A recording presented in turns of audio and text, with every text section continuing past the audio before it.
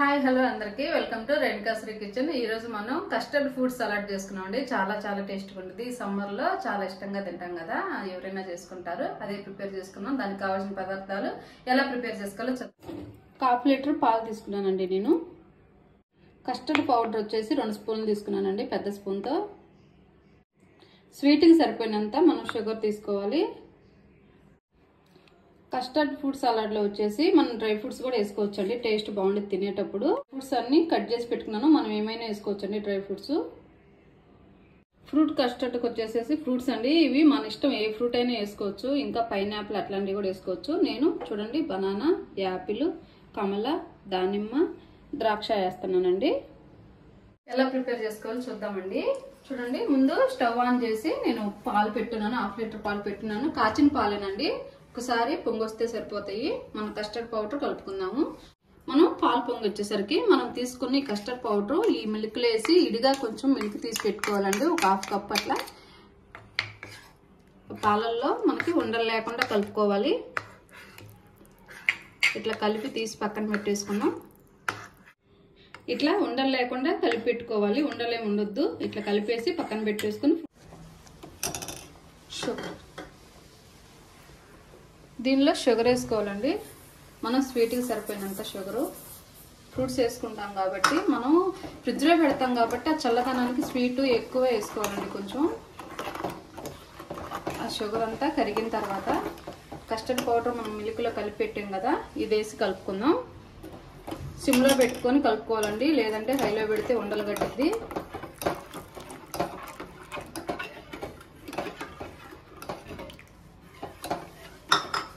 ఇట్లా ఒక 5 నిమిషాలు 10 నిమిషాలు కలిపేస్తే మనకి చిక్కగా అయిపోయింది. దీన్ని కొంచెం ఆరనిచ్చి ఇట్లా ఒక 5 నిమిషాలు 10 నిమిషాలు కాగబెట్టిన తర్వాత కొంచెం వేడి చల్లగా అయిపోయిన తర్వాత మనం ఫ్రీజర్లో పెట్టేసుకున్నామండి. మనం ఫ్రూట్స్ కట్ చేసుకున్నాం. చూడండి ఇట్లా చిక్కబడింది కదా. ఇప్పుడు స్టవ్ ఆపేసుకున్నాం. స్టవ్ ఆపిన తర్వాత కూడా మనం ఒక 10 నిమిషాల పాటు తిప్పుతూ ఉండాలండి, లేదంటే పైన మేగల్లా కట్టేస్తే అట్లా లేకుండా ఇట్లా తిప్పుతూ ఉండాలి. ఇంకోటి వచ్చేసి ఒక 2 గంటలు ఫ్రిడ్జ్లో పెట్టుకోవాలి. 2 గంటలు పెడితే బాగా కూల్ అయిపోయింది, టేస్ట్ బాగుంటుంది. ఇప్పుడు ఫ్రిడ్జ్లో పెట్టేసుకున్నాం.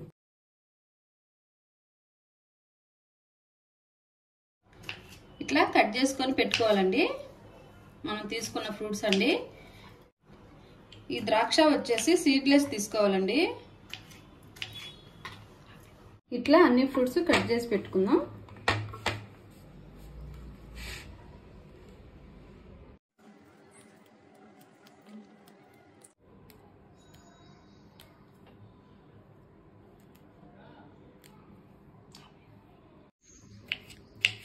ఇట్లా సన్నగా కట్ చేసి పెట్టుకోవాలి, చిన్న పీసుల్లాగా.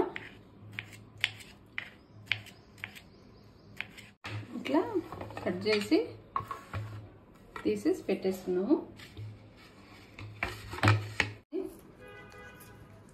కట్ చేసి పెట్టేసుకుందాం. మన ఇష్టం అండి, ఏ ఫ్రూట్ అయినా వేసుకోవచ్చు, బాగుండిద్ది.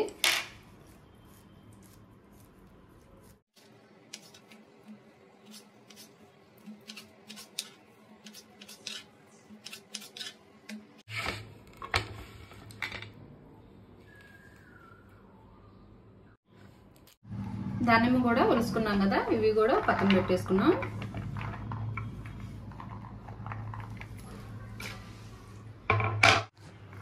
బనానా కట్ చేసుకున్నామండి. కొంచెం చిన్న స్లైసెస్ కట్ చేసుకొని పెట్టేసుకున్నాం. ఎక్కువ వేయట్లేదు బనానా, నేను ఎక్కువ బనానా ఫ్లేవర్ ఉండి తినరు పిల్లలు, అందుకోసం ఎక్కువ వేయట్లేదు.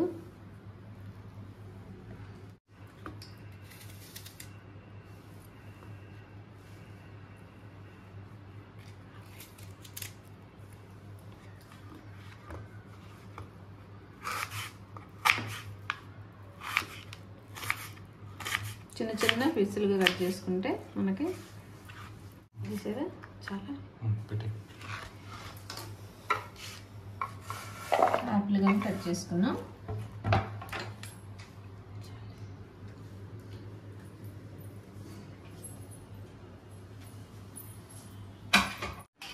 కస్టర్డ్ మనం ప్రిపేర్ చేసి ఫ్రిడ్జ్ లో పెట్టుకున్నాం కదండి, 2 అవర్స్ అయిపోయింది, కూల్ అయిపోయింది, బాగా కూల్ గా ఉంది.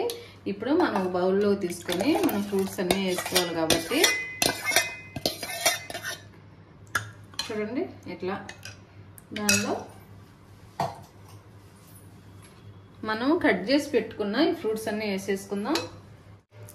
చాలా చాలా టేస్ట్ ఉంటుంది.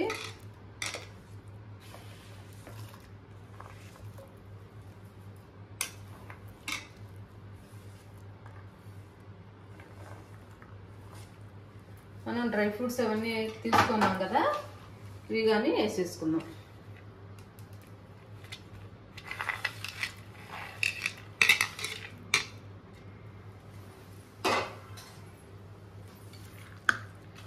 చూడండి కస్టర్డ్ ఫ్రూట్ సలాడ్ రెడీ అయిపోయింది. దీనిలో మనకు నచ్చిన ఐస్ క్రీమ్ ఫ్లేవర్ వేసుకోవచ్చండి. బటర్ స్కాచ్ కానీ లేదంటే వెనిలా, స్ట్రాబెరీ ఏదైనా ఇంకా టేస్ట్ బాగుంటుంది. ఫ్రూట్ సలాడ్ రెడీ అయిపోయింది. టేస్ట్ చూద్దాం.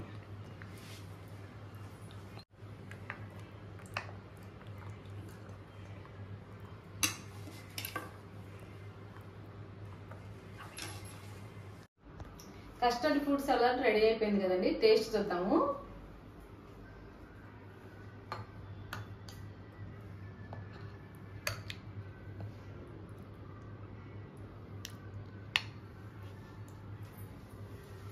దానిలోనే మనం ఐస్ క్రీమ్ వేసుకుంటే చాలా చాలా టేస్ట్ ఉంటుందండి. మనం ఐస్ క్రీమ్ వెనిలా కానీ స్ట్రాబెరీ కానీ వేసుకుంటే చాలా టేస్ట్ ఉంటుంది. టేస్ట్ చేసి ఎలా ఉందో చెప్తాను.